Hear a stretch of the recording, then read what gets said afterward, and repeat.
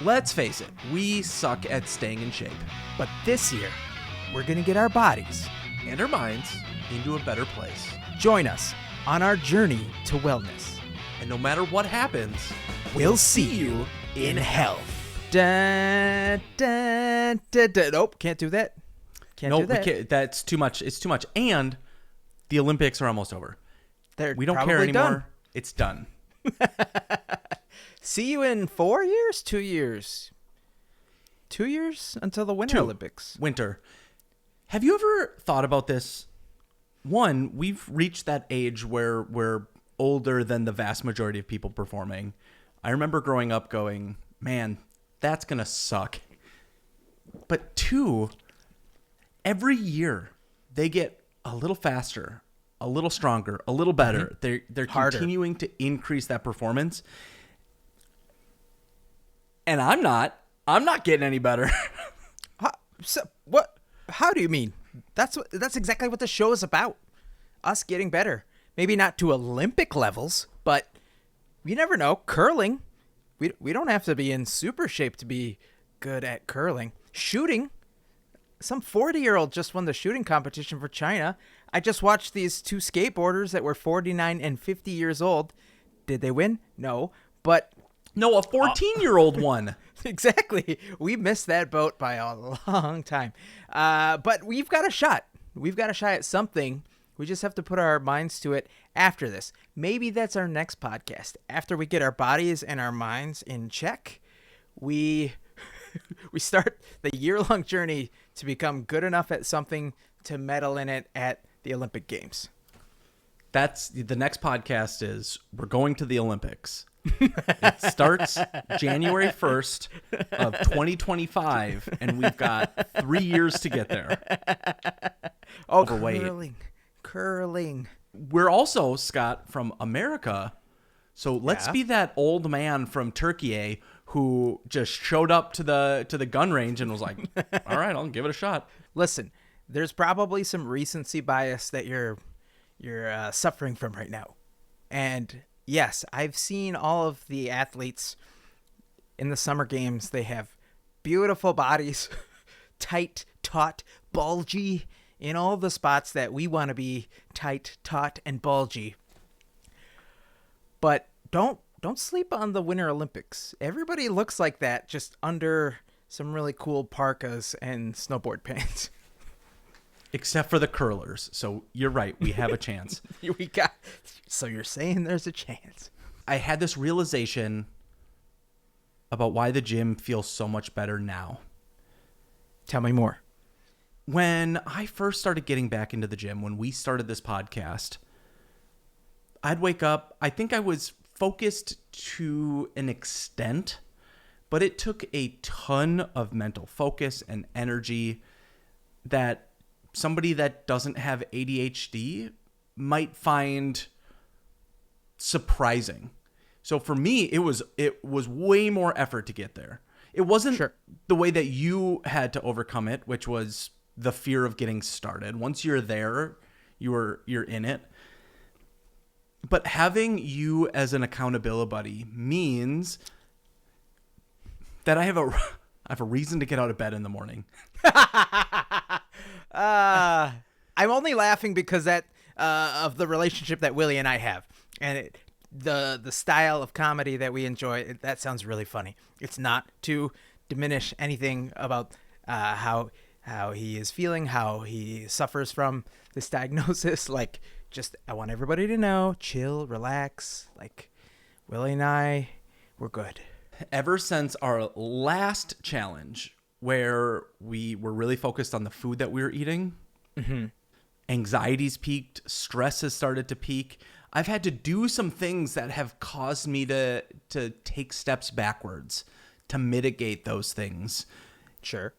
It was a realization right now. That pause was because I understand that I'm a better person now because I have gone through those things and now have tools that allow me to get past it faster, right? Get to those like normal moments easier. And so that started with going back to therapy. It started by creating more lists asking for more help from the people around me, like you and my wife, making conscious choices about the food that I'm going to eat earlier in the day than later. That's what helped me when we were in that eating challenge start to see my weight go down about a pound a week, was because I was like, okay, I know I need lunch today, so let me get an apple here and let me just like get a pack of salad and then don't go outside of the house. Whatever you do. Because people don't know, Willie lives right across the street from a McDonald's, and the light just shines in his window every single night. That 1 billion burgers served. Willie is accounting for about half of those, so he just can't have any more. Give or take a few hundred. I was disappointed when the smoky quarter pounder with cheese went away. Oh, God. Did they have barbecue sauce on it? No. It had a smoky chipotle sauce. Which is just probably paprika and mayonnaise. Sure. That's spicy mayo. Anyway, speaking of breaks in between events, Willie, you and I took a little break recently. Not from what we were doing outside of the show, but from the actual show. We finished our challenge, and then we took approximately 4 weeks off. It was our summer break. Yeah, we just enjoyed a lot of things, did a lot of other things, like mowing we got the engaged. lawn. Scott and I got engaged. We're in an open relationship. We're a quadruple with our wives. I had the wart removed off my foot. I hurt my hand. Oh, that's right. Scott was playing the solo Freaking trumpet out. a little too hard.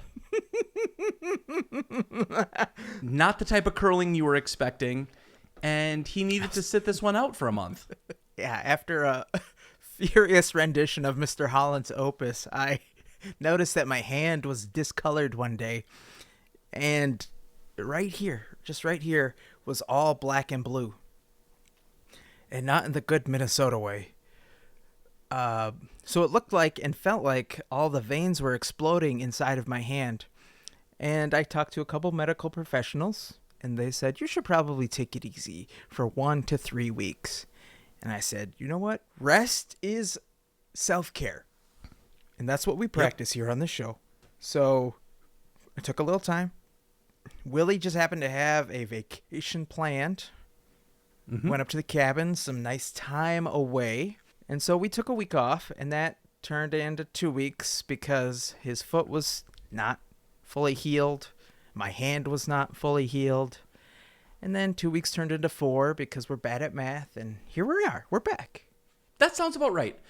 And in that time, I think I stepped foot in my backyard a total of 4 times to mow the lawn. Once a week, mow the lawn. It also has just been so damn humid and hot and gross. Yeah. The entire time that we were off, I never came into this office. That was the other thing. I had electrical problems, and Oh, yeah. everything that could go wrong was going wrong. And so this room was 90 degrees and 100% humidity. You'd open the door and it was just a cloud. Weed's legal here in Minnesota, too, so there could be some other reasons why. Yeah, thanks, that walls. looked like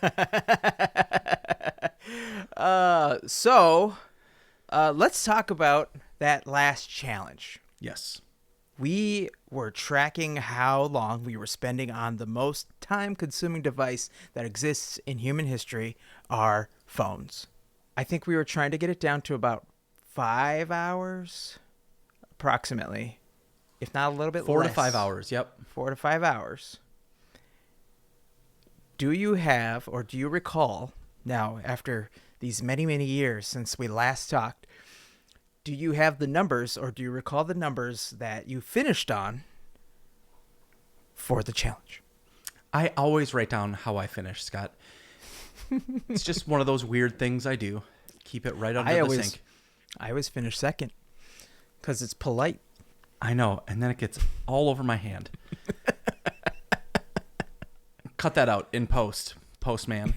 I'm not going to cut that out. I remember that I was at probably like 8.5, 9 hours at the beginning of that challenge, and I ended at about 5.5. And so I didn't quite make where I wanted to, but I do think that I've built some really great habits around my phone and around being on social media apps.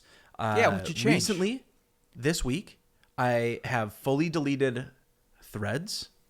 I have fully deleted X, gonna give it to you. Mm-hmm.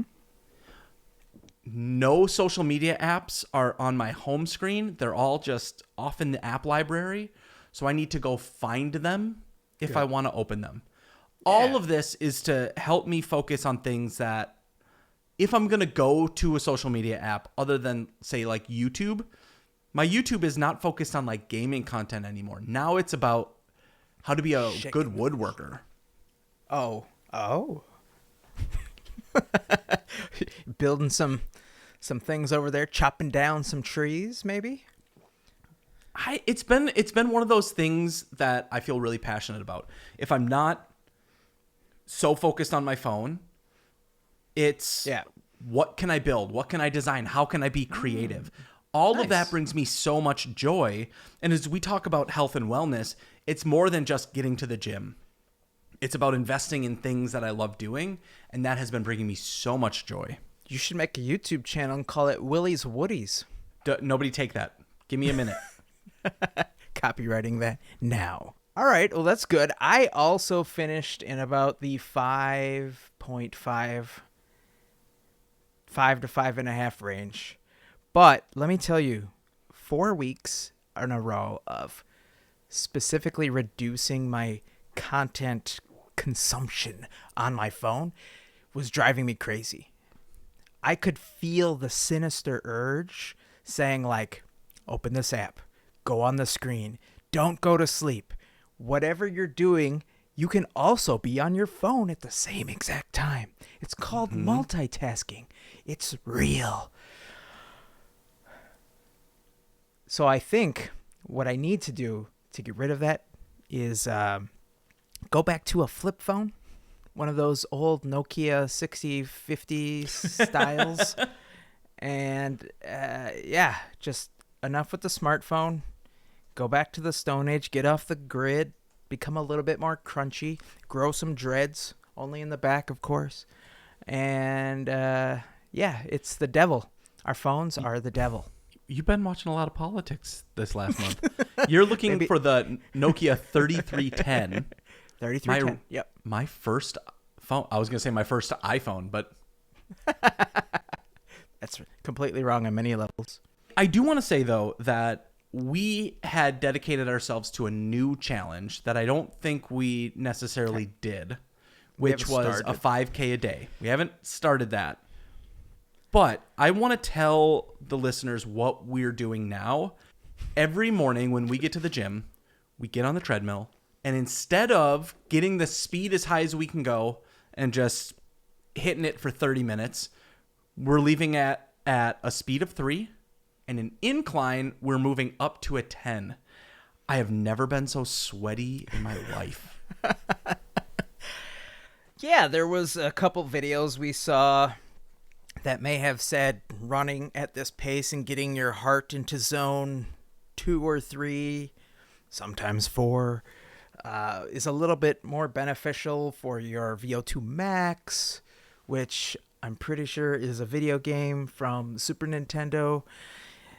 And it sounded cool, so I was like, well, let's try it. Let's see what we can do. Well, you can get the same thing from just walking at a more steady, slower pace, but at a higher incline. And the goal for me, I don't know about you, Willie, is for us to start at 10 and feel comfortable at 10 the whole time. Is it going to be achievable? I don't know. I've never done something like this before. I don't live in a spot where there are large hills to climb. They've got that access. They can just go up into the hills every single day. We live in a very aquatic environment, almost deciduous. Aquatic environment? I know Yeah, we we have a have a- lot of lakes, Scott, but when's the last time you stepped foot in one? Practically live in the ocean. My house is a pineapple under the sea. I'm so sorry, everybody who's tuning in. Scott's a little high. I want to talk about some gym strategy here in a minute, but Okay.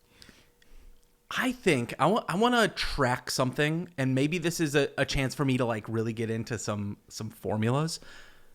I would love to see our average heart rate for those workouts plotted over time to see when that starts to move down to a place where we're stable.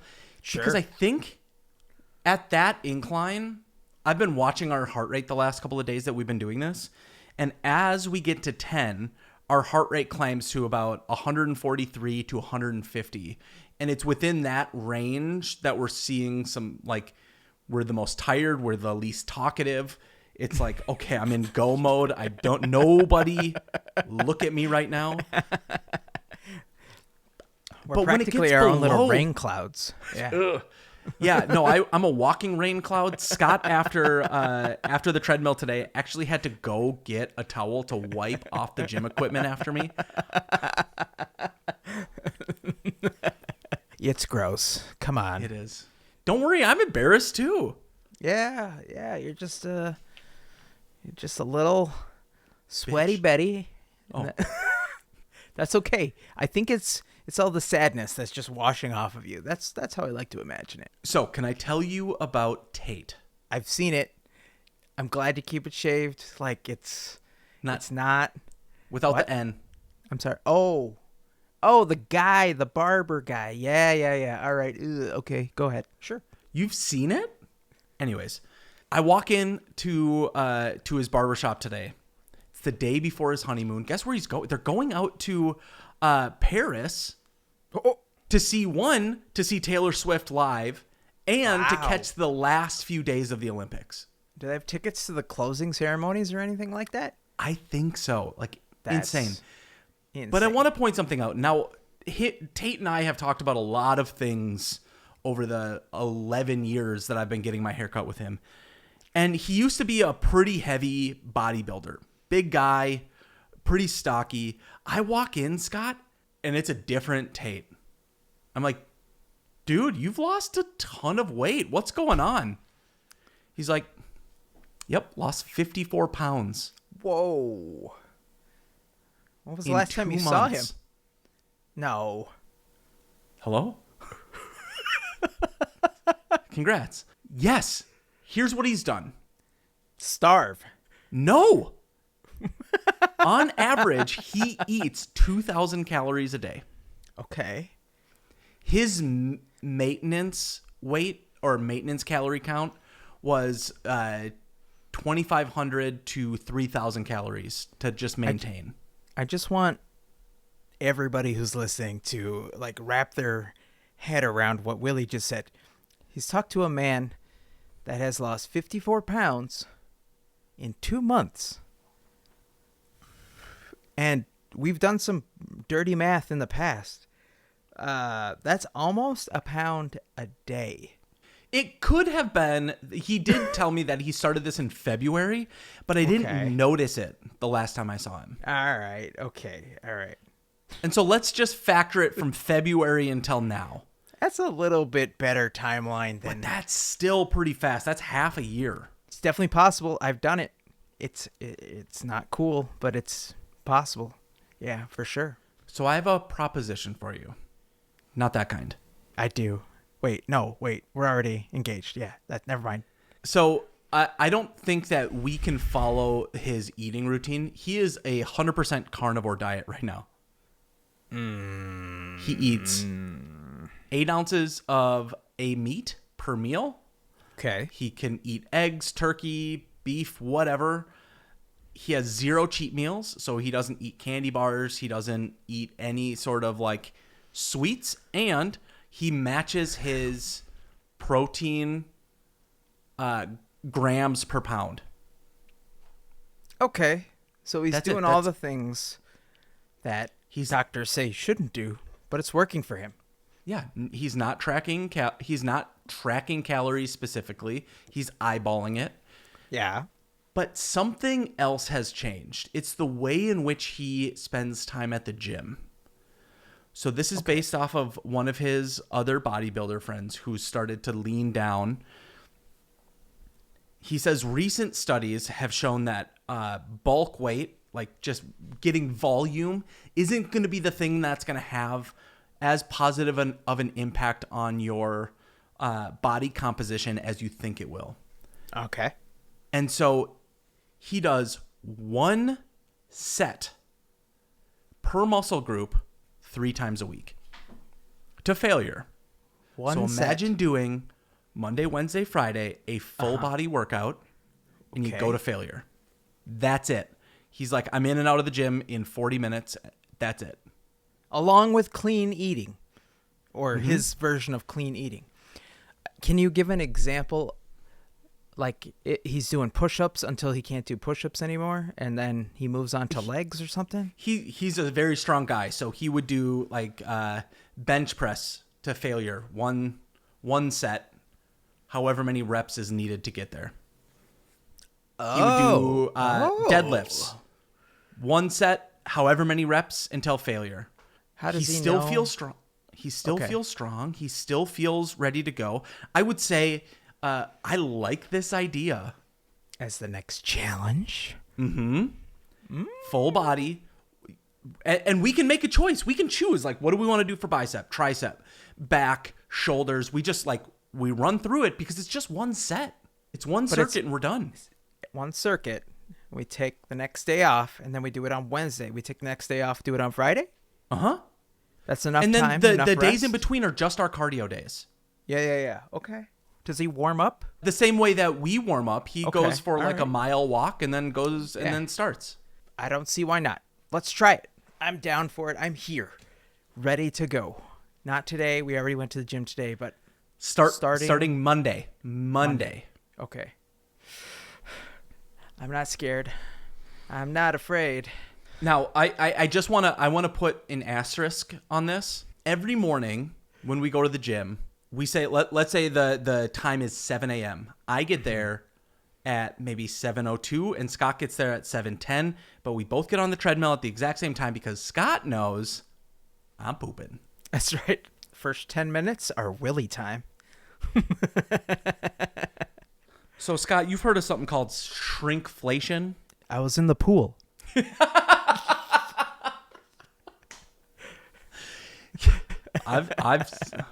I've seen you rock climbing. Shrinkflation is the idea that instead of something lowering in cost, it lowers in size and the cost stays the same, like a product. All right. Okay. All right. I'm on board. Where are we going? This isn't a sponsor, but I want to show you something the opposite of shrinkflation. So this is my pre-workout. Ghost brand. It says 30 servings. It's a pre-workout. How many grams of caffeine or milligrams of caffeine do you think this thing has? 50 per Scott doesn't serving. know what that means, unfortunately.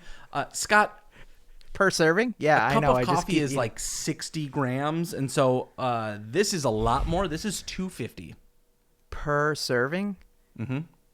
Well, I would So die. the other day, hi Bandit, this was empty, and so I needed to order some more.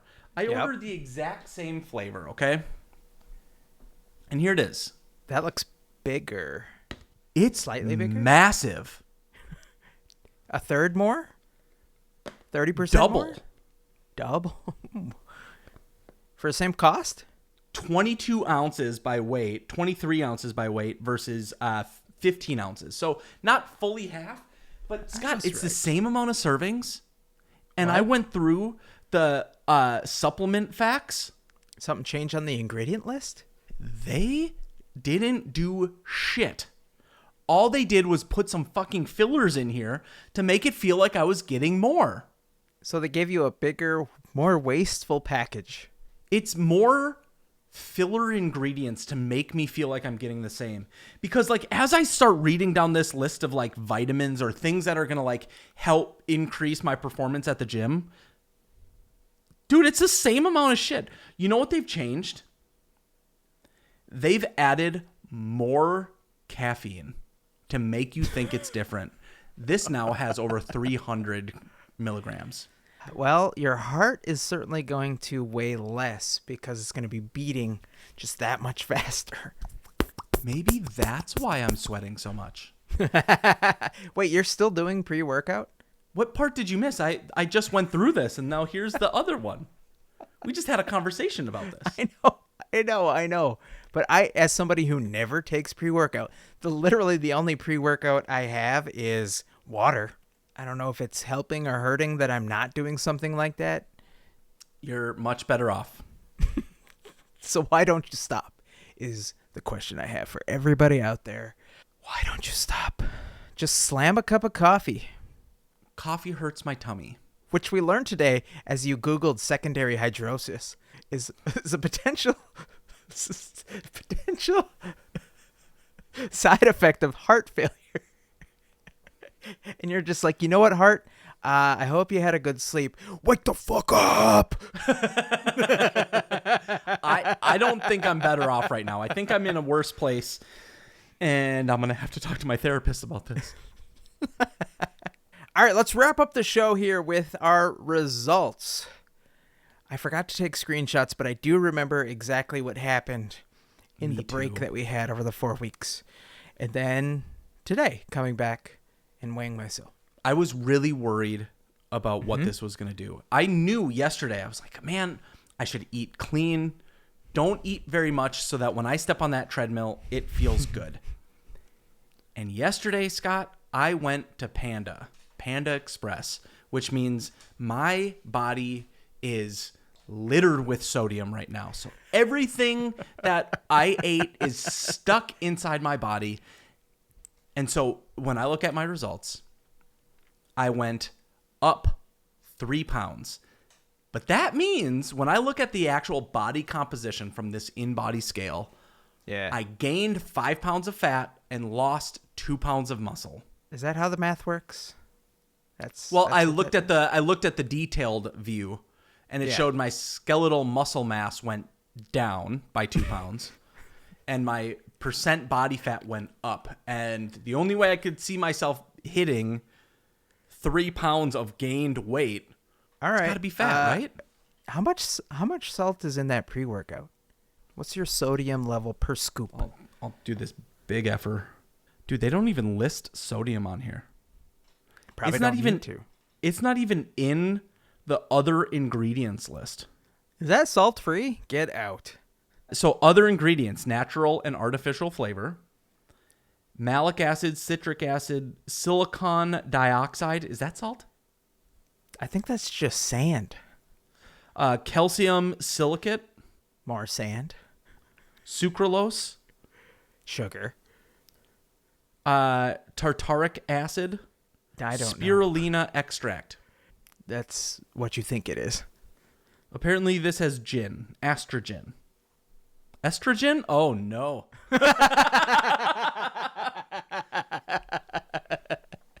That would explain the upper portion of your body. Oh, okay. The 4 weeks that we had off, I last week decided to weigh myself because I hadn't been, and you, my accountability buddy, were not there to keep me in line with weighing myself every single week that we had off. But I was like, we're on a break. It's all good. It was a break. We were on a break. So I weighed myself, and I gained a pound every single week that I had not been weighing myself. And I knew Every week? every single week I had gained a pound. And I knew it was because I was eating without paying attention. And I felt so bad. It took 24 hours for me to think about, okay, it's something that happens. People go up and down. You ebb and flow. The point is you get back on track and you focus and you dive in and try even harder than the last time. And you can lose that weight pretty quickly if you dedicate yourself. I went into the skeletal muscle mass and body fat because I was like, all right, I want to break this down and see like how realistic things were. Yeah. Those 4 pounds were all muscle. You lost 4 pounds of muscle? No. I gained 4 pounds of muscle. Oh, from where? Where is it in your ass? It must be because we've only been climbing hills. So, yeah, I noticed my pants have been tighter in the back. This is weird. But Mine's 4 tighter pounds in of the muscle back because of all the caffeine. I was like, should I feel bad? Should I feel good? Because like I've lost a lot of muscle in my weight loss journey anyway. And I could see like my arms used to be as big as yours, Willie.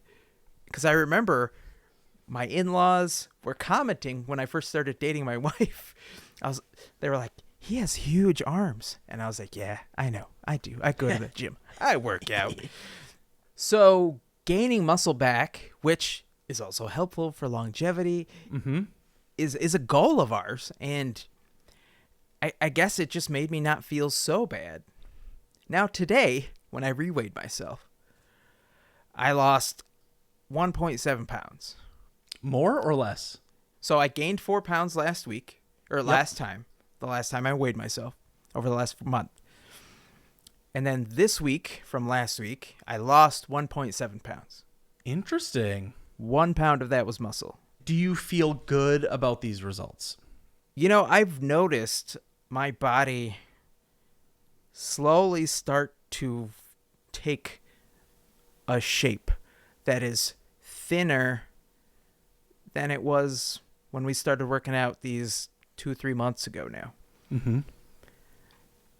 My clothes aren't necessarily looser in the waist area, but like my upper body feels a little bit more tight. I'm hoping that now that we're climbing hills that my legs start to see some more definition, lose a little size, and hopefully if I can not eat like a maniac again, the waist will start to come in line too. It's about the kitchen. We're allowed in now. It's 2024. The kitchen is equal opportunity it's a equal opportunity place in the house. I'm excited for next week for us to attempt this new workout regimen. I'm excited to see if our refocus on these episodes gets us back into that place where we're seeing noticeable change week over week. If there's anybody that can do it, it's us, my friend. I know that we get down on ourselves a lot because we have a history of doing it. And that's something we're trying to break. I know that it's not easy because this is a world of abundance that we live in. And our minds and our bodies are not designed to handle this in the way that our ancestors handled a lack thereof. So there's just a lot of hurdles that we have to overcome. That's it, Willie. That's the event that we're going to train for in the Summer Olympics. Hurdles. Because we're overcoming so many of them. I want to do the hurdles that has the water pit. Yes, it's the dodecahedrathlon. That's what I think it is. Perfect. As long as one of us Ralphs at the end. That's what good. The puddles are. It's the hurdles. People Ralph, and then the other people have to jump in them. We'll do that. That's the grossest thing I've ever heard. Thank you all so much for hanging out with us. If you've made it this far, tell a friend, leave a like. I'm so sorry for what Scott just said. And tune in next week where we will see you in health.